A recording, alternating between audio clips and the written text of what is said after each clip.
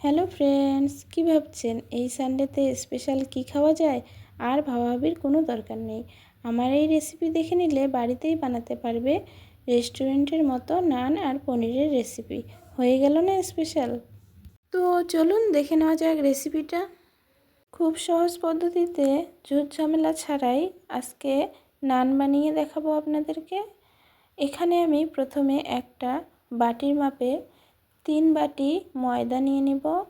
তারপরে হাফ চামচ এখানে লবণ, 2 চামচ চিনি আর 1 চামচ ইস্ট আর 2 চামচের মতো রিফাইন তেল দিয়ে ভালো করে মিশিয়ে নিব। হালকা গরম দুধ অল্প অল্প করে দিয়ে একটা নরম ডো বানিয়ে নিব। ডোটাকে যত বেশি সময় ধরে রাখা যাবে তত বেশি ভালো। আমার হাতে বেশি সময় ছিল না, তাই আমি 40 মিনিটের মতো ডোটাকে রেস্টে রেখে দেব। ততক্ষণে আমি এদিকে মটর পনিরের জন্য কিছু মটরশুঁটি আর কিছু সবজি কেটে নিব। মটরশুঁটিগুলো আমার ছোলানো হয়ে গেছে। এখন আমি কিছু সবজি মানে পেঁয়াজ আর টমেটোর কেটে নিব। তো পেঁয়াজগুলো মোটা মোটা করে কাটলেই হবে। আর এখানে 2-3টের মতো কাঁচা লঙ্কা আমি দিয়ে দেব। তারপরে টমেটোটা কেটে নেব। এরকম করে মোটা মোটা করে কাটলেই হবে। তারপরে আমি এখানে পনিরগুলো একটা বোলের মধ্যে ঢেলে রেখে দেব। আর এখানে কড়াই দিয়ে দিয়েছি চুলার মধ্যে। কড়াইটা গরম হয়ে গেলে সামান্য একটু তেল দিয়ে আমি পনিরগুলো হালকা করে ভেজে নেব। পনিরগুলো ভাজার সময় গ্যাসের আঁচটা মিডিয়াম টু লো ফ্লেমে রাখতে হবে আর এভাবে হালকা করে ভেজে নিতে হবে। আবারও সামান্য একটু তেল দেওয়ার পরে আমি এখানে পেঁয়াজগুলো দিয়ে দিলাম। তারপরে কাঁচা লঙ্কাগুলো দিয়ে এখানে ভালো করে নাড়াচাড়া করে নেব। নাড়াচাড়া করতে করতে যখন এখানে হালকা বাদামি কালার চলে আসবে তখন আমি টমেটোগুলো দিয়ে দেব। টমেটোগুলো দেওয়ার পরে আবারও ভালো করে নাড়াচাড়া করে নেব, একদম টমেটোগুলো যেন সফট হয়ে যায়।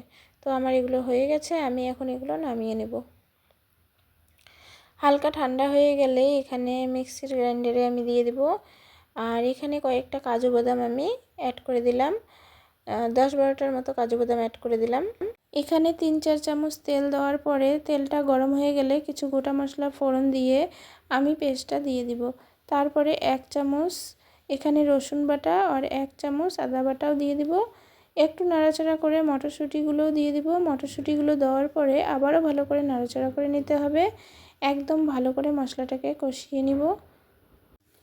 তারপরে এখানে 1 চামচ লবণ আর 1 চামচ হলুদ গুঁড়ো দিয়ে দেব। তারপর কিছু গুঁড়ো মশলাও আমি এখানে দিয়ে দেব। তো গুঁড়ো মশলার মধ্যে এখানে ভুনা জিরার গুঁড়ো দিয়ে দেব হাফ চামচ, ধনিয়া গুঁড়ো হাফ চামচ, গরম মশলার গুঁড়ো হাফ চামচ আর এখানে আমি কাশ্মীরি লাল লঙ্কার গুঁড়ো দেব হাফ চামচ। দেওয়ার পরে আবারও ভালো করে নাড়াচাড়া করে নেব। এভাবে নাড়াচাড়া করতে করতে যেন মশলাগুলো নিচে না লেগে যায়, সেজন্য আমি এখানে বারবার এভাবেই নাড়াচাড়া করতেই থাকব। আর এদিকে আমি কিছু ধনিয়া পাতা কুচি করে রেখে দিচ্ছি। ধনিয়াটা আমি একদম কুচি কুচি করে কেটে নিব। এদিকে মশলাটা ভালো করে আবারও আমি কষিয়ে নিব, নিয়ে হালকা একটু পানি দেব যেন নিচে লেগে না যায়। তারপরে আমি পনিরগুলো এখানে দিয়ে দেব। দেওয়ার পরে একটু নাড়াচাড়া করে এখানে আমি এটা ঢেকে দেব আর 2 মিনিটের জন্য এটা কুক করে নেব, যেন পনির আর মটরশুঁটিগুলো একদম সফট হয়ে যায়। এইদিকে নান বানানোর জন্য যে ময়দাটা মেখে রেখেছি ওটা একদম ফুলে সফট হয়ে গেছে। তো আমি হাতের সাহায্যে আরও একটু সফট করে নিয়ে ছোট ছোট এরকম বলের আকারে লই কেটে রেখে দেব। তারপরে আমি এদিকে পনিরটাও দেখে নিব। পনিরটা আমার একদম হয়ে গেছে। তো আমি উপর থেকে একটু ধনিয়া পাতা আর ফুল 1 চামচ চিনি দিয়ে দেব। চিনি দেওয়ার কারণে মটর পনিরের টেস্টটা দ্বিগুণ বেড়ে যাবে। তো আমি এখানে একটু গরম পানি দিয়ে দেব, এই জন্য একটু গরম পানি বসিয়ে দিলাম। তারপরে এখানে একটু হালকা গরম পানি দিয়ে গ্রেভিটা করে নেব। একটু নাড়াচাড়া করার পরে যখন টকবক বলক এসে যাবে তখন এটাকে আমি নামিয়ে নেব। তো আমার এটা মটর পনির সবজিটা একদম রেডি, আমি এটাকে নামিয়ে নেব। এখন আমি এখানে নান রুটিগুলো বানিয়ে নেব।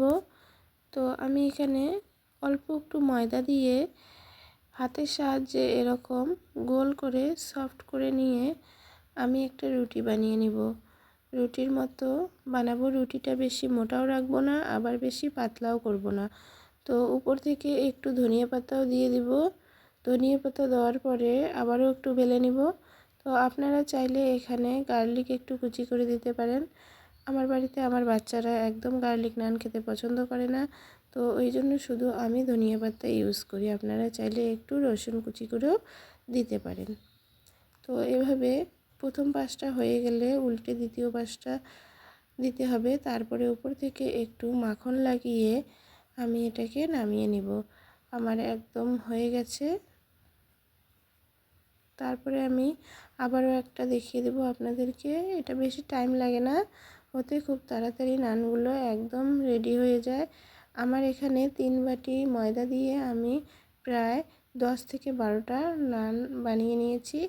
তো আপনারা বাড়িতে অবশ্যই ট্রাই করবেন, খুব মজার হয় এবং খুব তাড়াতাড়ি এই রেসিপি তৈরি হয়। তো কার কার নান খেতে ভালো লাগে অবশ্যই জানাবেন। দেখুন কত সফট হয়েছে, আর অনেক সফট হয়, অনেক খেতে মজার হয়। আপনারা অবশ্যই বাড়িতে ট্রাই করবেন।